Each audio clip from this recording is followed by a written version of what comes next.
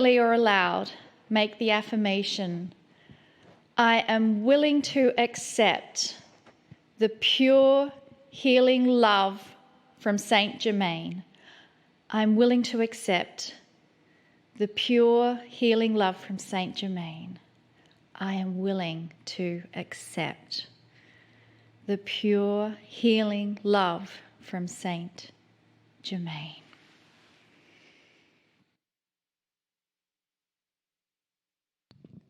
Greetings, dear ones. I'm Kryon of Magnetic Service. My partner tells that story, and indeed it was a precursor for his acceptance of other things he did not understand. Or perhaps I could say other things that were always there, but that he ignored. That is a little bit of the subject of this particular channel. The subject of today actually is the relationship with your soul. But in my partner's case, that relationship was non-existent. He did not believe, perhaps, that even there was one. After all, there was no evidence to him.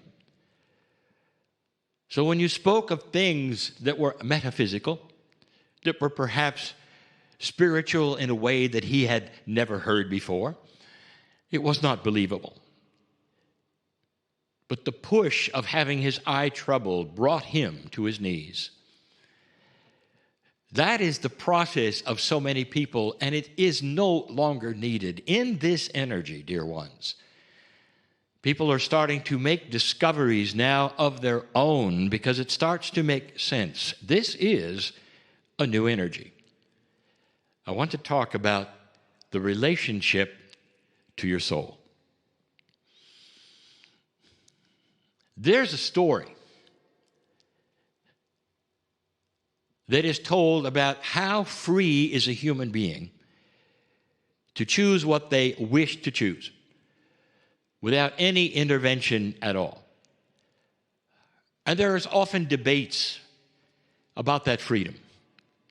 How free is the human to do this or that and still be a creature of the God that created it? We have told you that you have 100% absolute free choice. We also told you that the only intervention that there is global, and that is to say, we put things in your path for you to see and experience if you wish to. That is the creative source on the other side of the veil, will push a human into a decision. We'll give him a choice. In my partner's case, he was not pushed into doing what he did. That was his free choice, to believe that there might be a healing energy that he didn't know about.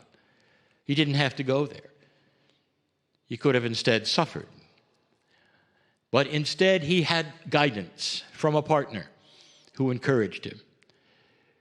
It's the teaching that we give you. It's the examples that we give you as a partner to make you look, if you choose. Your soul is beautiful beyond belief. It is a creation of spirit, of the Creator, a multidimensional, endless, ageless, beautiful, magnificent thing that you don't understand. And all of you have it, every single human being. And yet it remains elusive on purpose, dear ones. Because if you could sense it, if you could see it, if you had instinct that said, oh yes, it's there and I know it's there, that would be a bias. You must have free choice. Most humans hear about a soul. Even in spiritual systems, you hear about a soul. But if we said, what does it do for you? Where is it? Where is it now? Can you experience it? Most humans would say, no, that is something that you get when you die. That the soul somehow just floats around, and it's only really truly something that is activatable after death. You climb somehow back into your soul, or maybe you left it at the door when you were born. That is common belief. And yet, there's even language that you would use about having souls. It's very, very common. It's not even spiritual. Those sailors who sail the seas are used to how many souls are on board. So you see, it's really a very difficult thing to speak of when everybody knows it's there to some degree, but feels perhaps it's not available. The relationship to the soul is starting to shift and change. You might ask, why is it that a human being could have something so magnificent, or really at least having something that is so known, and yet don't believe it? There has to be something, perhaps, that would encourage you to look. And we have said this before. My partner has even given examples of things in his life, and he's called it major look, where Spirit will do something and there will be an occurrence and some unusual thing that is not explainable at all in logic, and it makes you look. Could there be more? Is it possible that this soul of yours is here now with you all the time? What if that soul contained answers to every single problem you have, including that which you would have that you might say is a health problem? What if that soul contained tools that would get you through troubled times? What if that soul had the solutions of physics and invention? What if that soul was hooked to every other soul in the universe? What if that soul had mastery in it? If you looked. I just gave you the truth. The relationship between you and your soul is starting to shift. It's so interesting how humans can see things or not, and how they perceive things based upon their training, based upon what people tell them. A man has a mole on his back. He can't reach it. There's no way he can reach it. He sees it in the mirror, and others tell him, well, yes, you have a mole on your back. And yet there would be those who might fit that description who will say, no, I don't. No, it's all a trick. It's an optical illusion. It comes and goes. I don't know what it is. It's not a mole, you know. I can see it in the mirror, but that doesn't mean it's there, because I can't feel it. I can't really see it except a glass or a picture, and that's not really seeing it live. And you might say, well, that's absurd. Oh, really? There are those, dear ones, who deny that there are germs because they cannot see them. It's a conspiracy, the whole germ thing.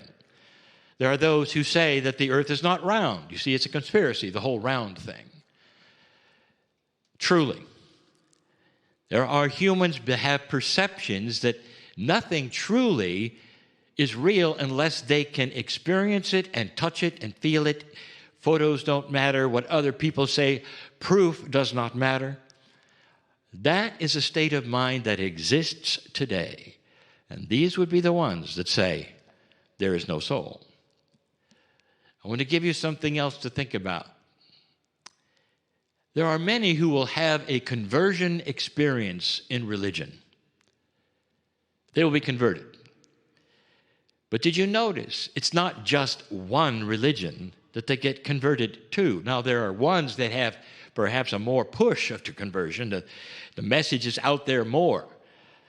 But indeed, there will be conversions to all of them. You'll be converted to Judaism, to Buddhism, Islam, Christianity. There are conversions constantly, not just to one religion. What's going on here? You say, well, they're being talked into it. Now I will tell you what's going on. All of them have one thing in common. They're being converted because they are starting to touch something they had never touched before. The primary energy of the soul is love. And every single one of those religions feature love at the core. And that's not necessarily the doctrine. They feel the energy of it, the emotion of it, those around, and they're hooked to love. And they convert to that which is in front of them, whatever that is, and those people telling about it. And it's so real. They discover love. Welcome to communication with the soul. That's the first thing. The ability to be peaceful, to feel love, to have an idea, perhaps even, that there might be some healing there, some magic perhaps even. Indeed, almost every religion teaches that. They may call it a miracle. They may call it spontaneous remission, but it's there and it's real. But it's all hooked to love. The modalities that you hear, even from the physicians in this program, they often talk about the love. They can't do it necessarily without it, and they know that. I would like to tell you what's going on. This planet is in a new energy. The new energy is starting to push you to examine the communication with your soul, because in there is enlightenment. As you communicate with your soul and start to, number one, believe it. Number two, understand that it's more than just a thing. It truly is the magnificence of God in you. Touching the face of God is what you do. When you start looking into yourself, now you know why I told my partner, start the healing circle of 12, because we're going to start increasing the communication with the soul. It's time. The energy is right. 2012 has passed, and those light workers who wish to have these things are ready and willing.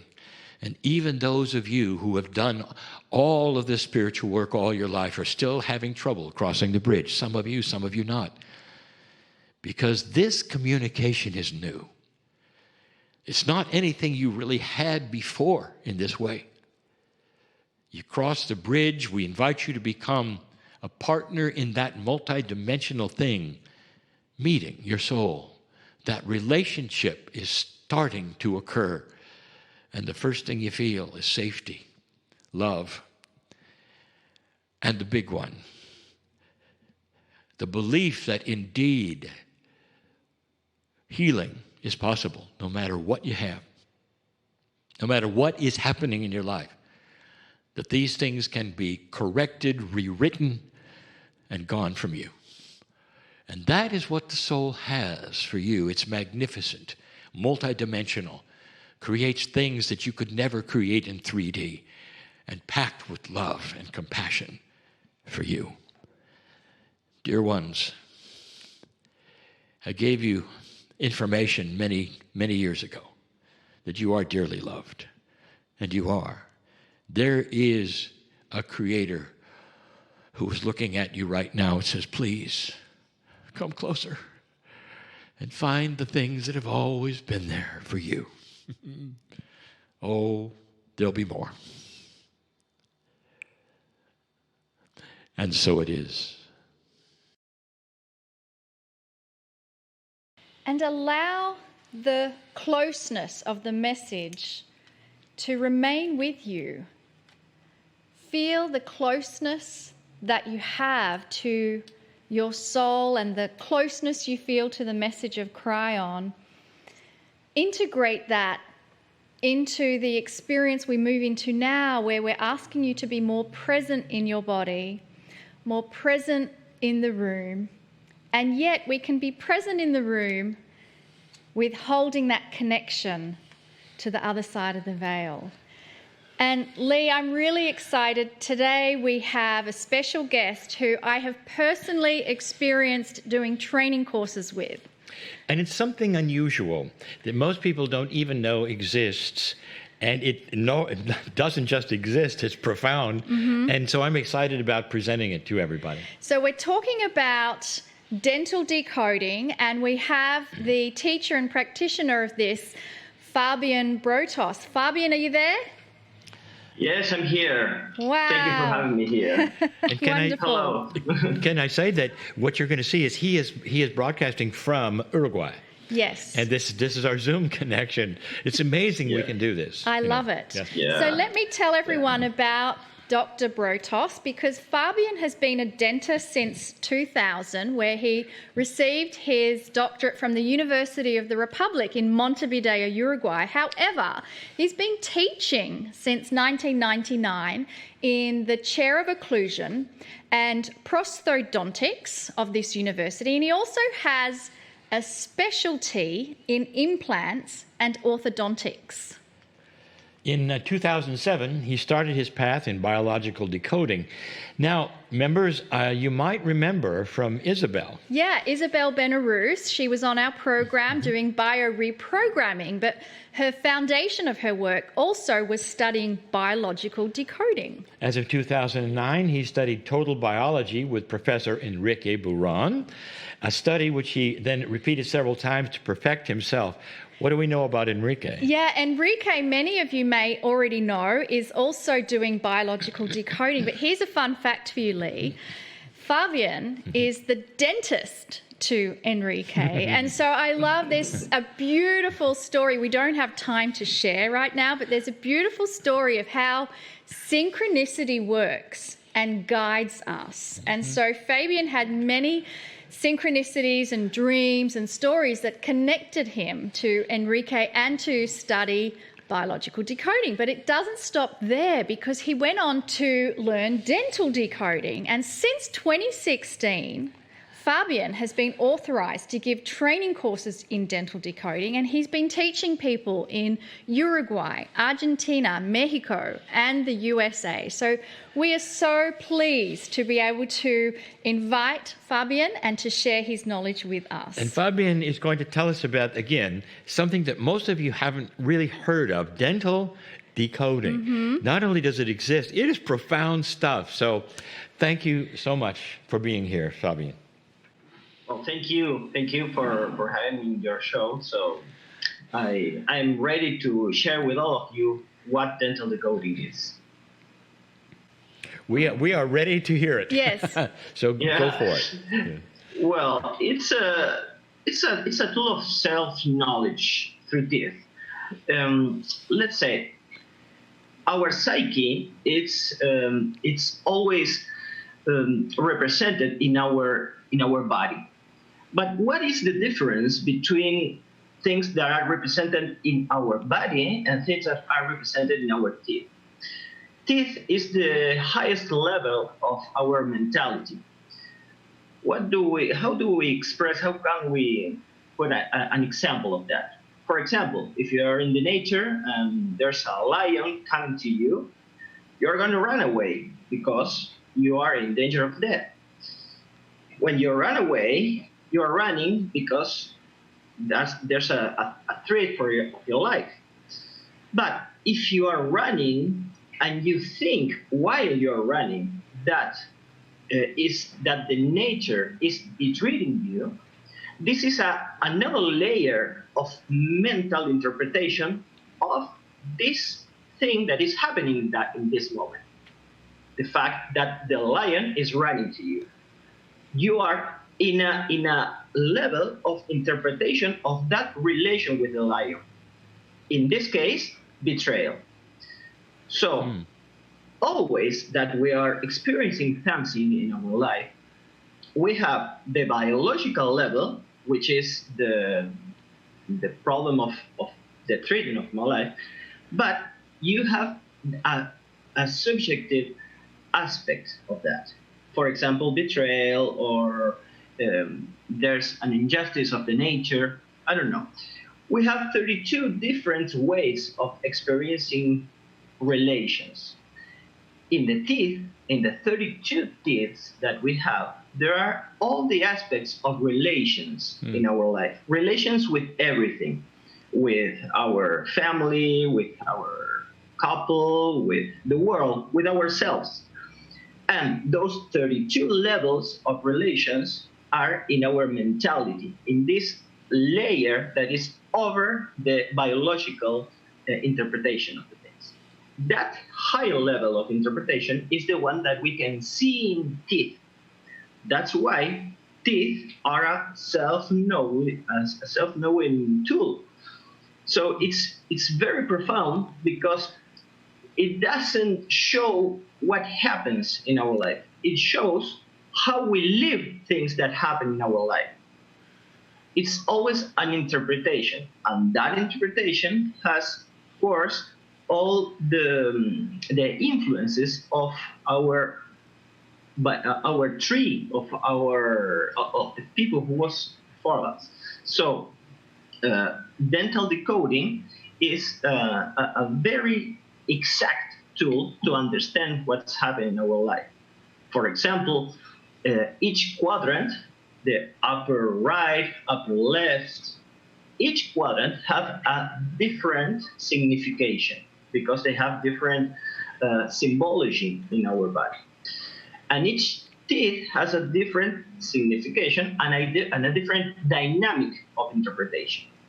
For example, our front teeth are our father function at the right and our mother function at the left. Mother and father are not persons, are functions. We all have mother and father function. If you're alive, you have a father and a mother function. And the way you experience those functions is the way you will have those teeth. So we have many things to be decoded in teeth. Even the position of your teeth, even the position of your bones. For example, if you have your lower jaw, you have it into the front, more I don't know how to say that in English, but more to the front. It is a conflict, for example, of profession.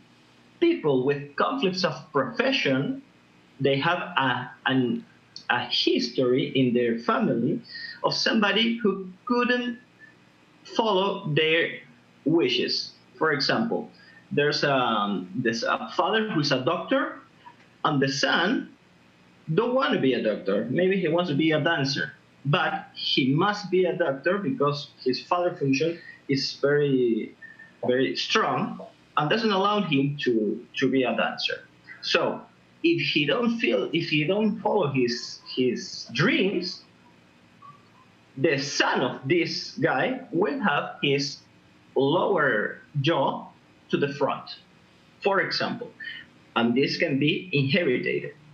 So the position of the roots, the position of each teeth, if they are to the front, to the back, all the things can be interpreted.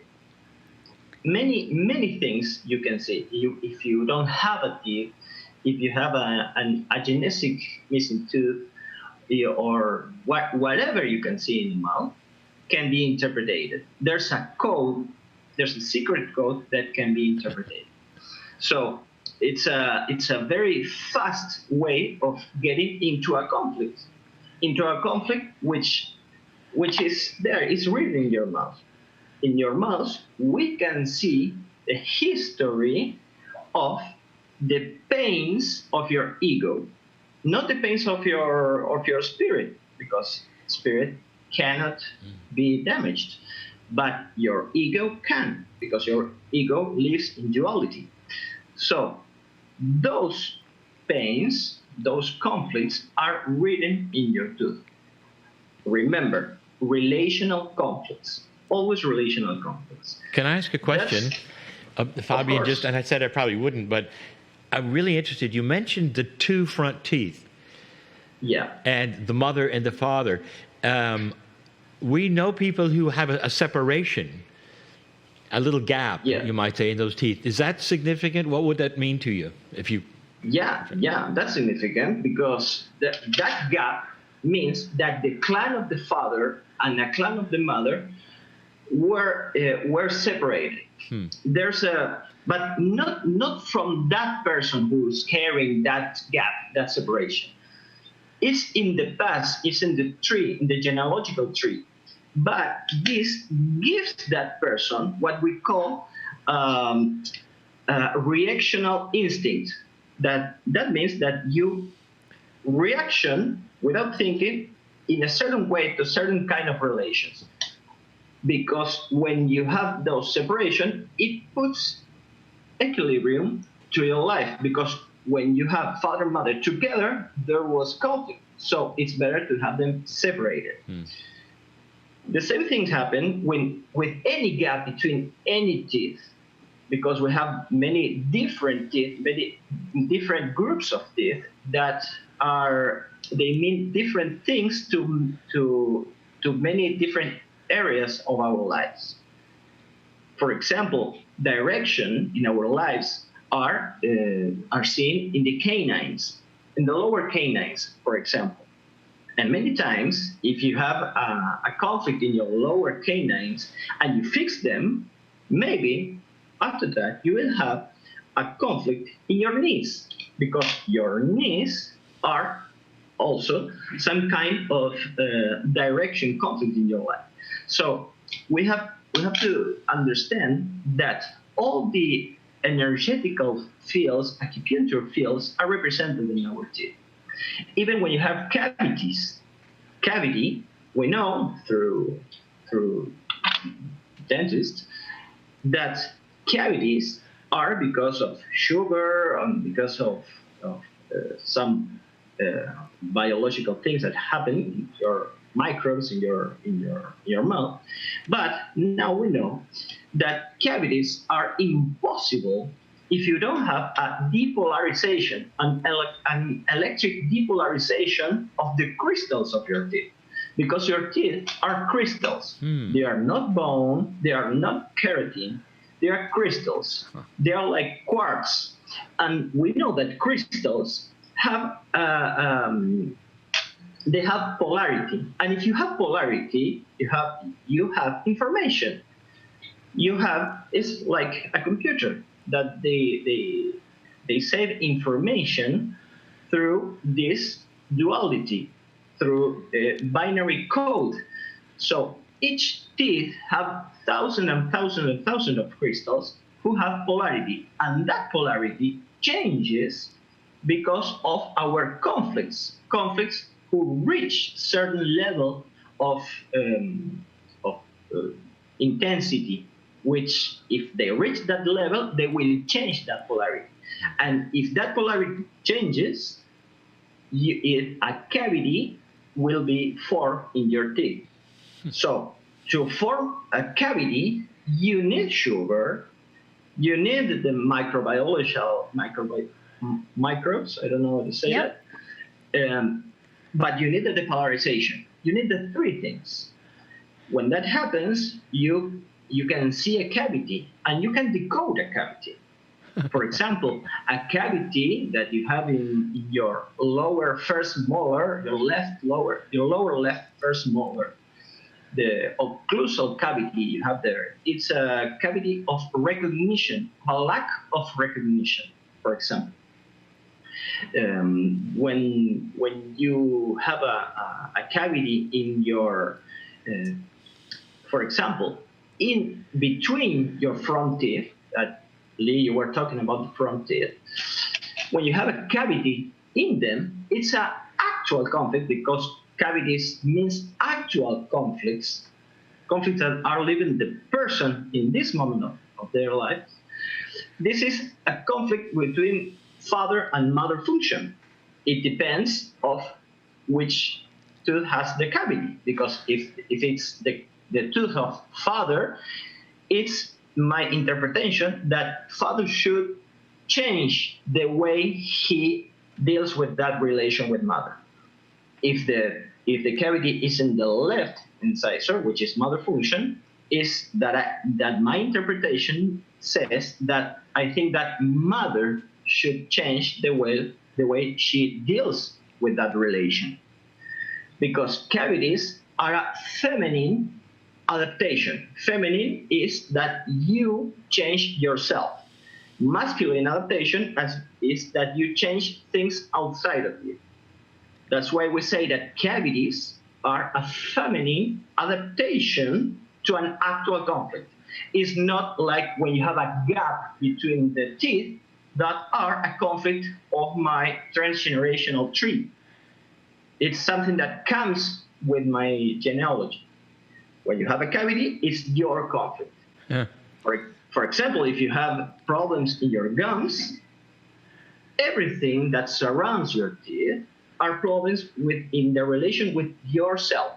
It's the three levels of relation we have in our lives. The relation with our ancestors, the relations to the world around us, the people around us, our couple, friends, family, and the third level is the relation with myself. Those three basic levels of relations are seen in your mind. So when we see a panoramic X-ray, we can see the history of that person and the personality. Remember, personality comes from the Greek language, which is mask. It's a mask we use to deal with the world. And that mask can be interpreted through teeth very, very quickly. Fabian, I know you've worked with a lot of people, and you give the readings and the courses and all. We're going to give some information about a course because it's coming up. However, do you have some examples that you could give us that show how this works and what some of the people who have seen you who are discovered based upon what you see in their teeth? Well, lots of examples in many ways. For example, there's a very common case, which is the case when you have a canine, an upper canine, that cannot go into your mouth.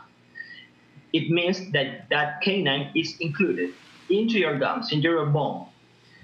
For example, through orthodontics, when we do orthodontics, we make a surgery, put a bracket in that tooth, and we pull it back, we pull it down. But I had this patient who I did all that, and this didn't happen. We know that the decodification of that specific situation, it's a memory of sexual abuse. It's a very, very strong memory in your tree.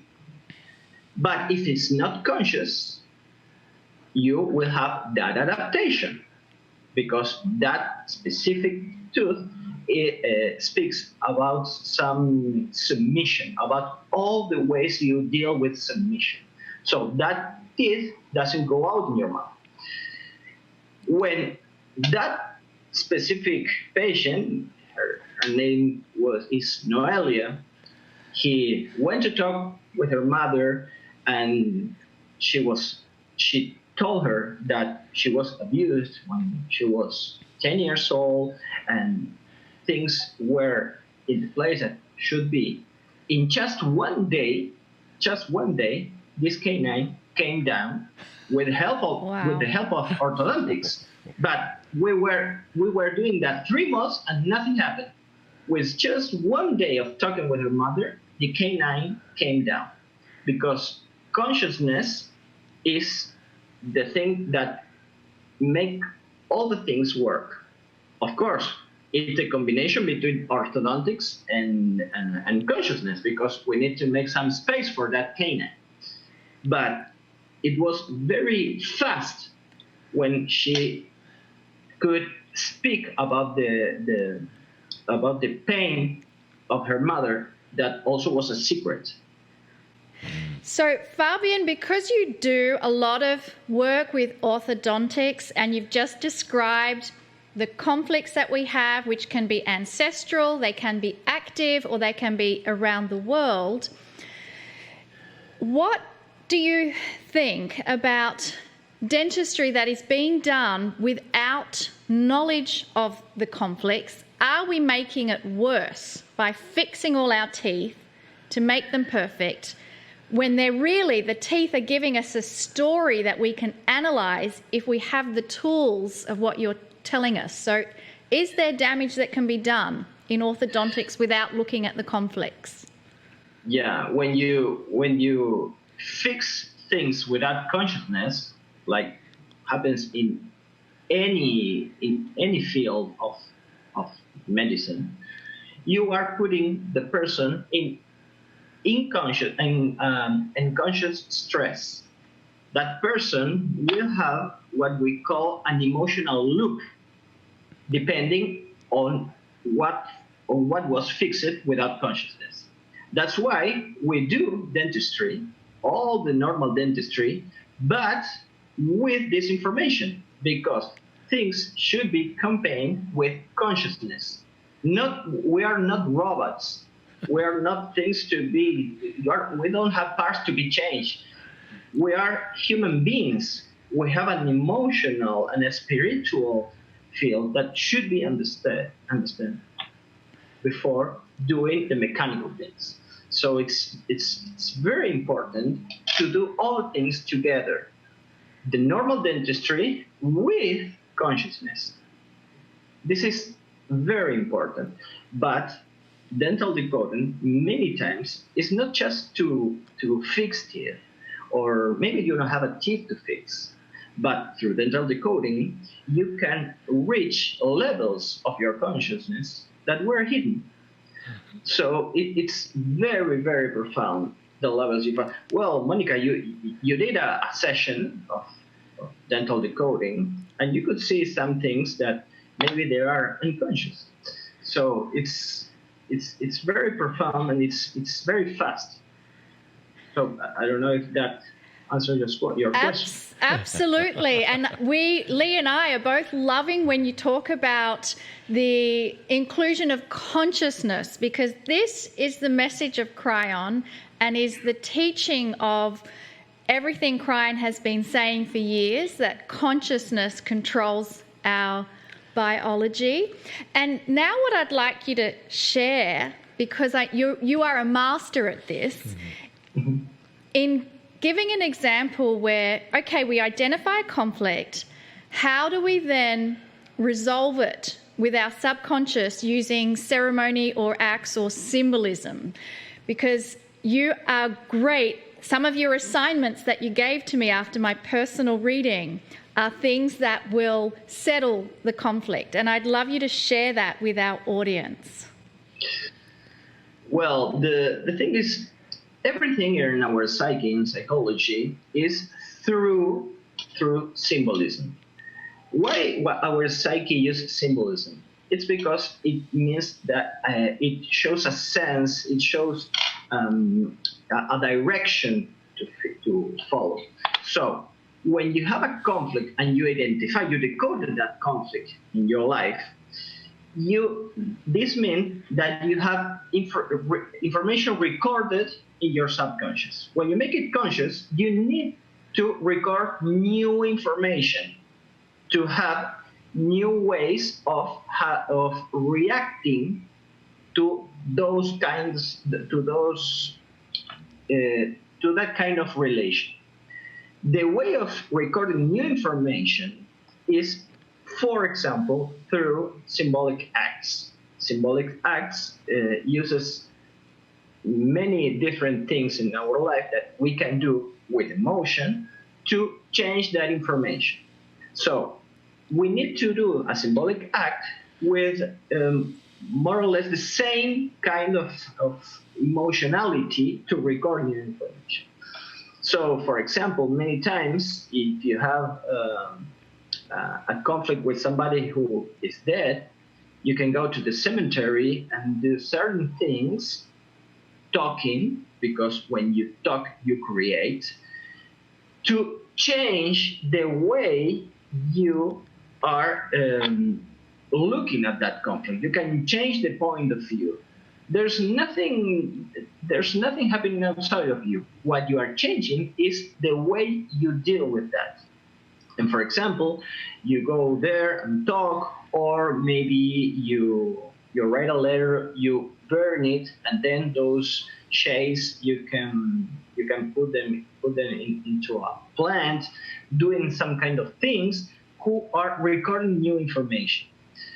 Many times you can talk with a person, because when you have problems with your articulation, your TMJ here, those are conflicts of how you deal with authority. And many times you have to say something to authority or representations of authority to to fix that TMJ problem. So symbolic acts are very, very helpful for end this therapy, this dental decoding therapy. You have to talk with the person. You have to go into the life of that person, because there are not pre-done symbolic acts. Each symbolic act is personal for each person, because it should take care of the emotion, the specific emotionality of that particular person. So that's the way you deal with things, and you change the way you experience that conflict in the past to have a new look in the now with a new future. I love it. And what is wonderful news for all of you listening to this is that Fabian is offering an online course. It's going to be in January, on January 16 and 17. And if you go to the mindbodylogic.com site, that's mindbodylogic, all one word, .com, all lowercase, you'll find that there is the online module 1 of dental decoding that Fabian is offering, but places are limited because it is an interactive course and you are going to love it. I have done it and I can't get enough of this information because there is so much to learn just from understanding our teeth. It's incredible. What did you think, Lee? Who knew? This was completely new to me the first time I heard it. And I questioned it a little. I said, you're kidding. And then I started realizing the background, the examples, and I went, this really, truly is astonishing. And the reason I asked about the gap in the teeth, because I had heard this, and I know what the conflict is, and that's why I wanted Fabian to say it.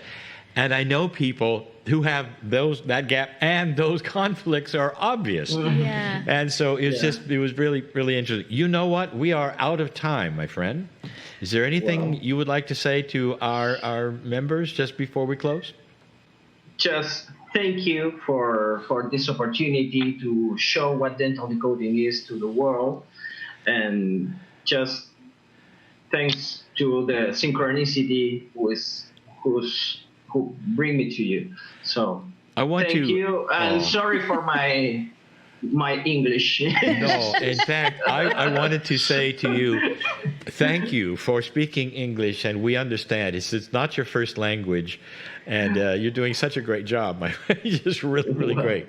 I think the knowledge that you have has so much depth to it. We're just scratching the surface. Truly, yeah. And there is so much more to learn, and I really encourage all of you to go online and check out that module, because the answers you might be looking for are perhaps staring right at you when you look in the mirror at your teeth. Perhaps there's something there that other methods might not reveal, and yet if you start to look at what the story of our mouths are telling us about our genealogy, our history, our active conflicts, you'll be amazed. A lot of aha experiences, as we say. The history of the crystals in your mouth. Yes. Remember, crystals with history. There are many histories of information recorded in crystals in the past. All right. So, well, thank you, my friend, and also thanks to everybody watching. And it's time now for a break, and we'll see you in 10 minutes.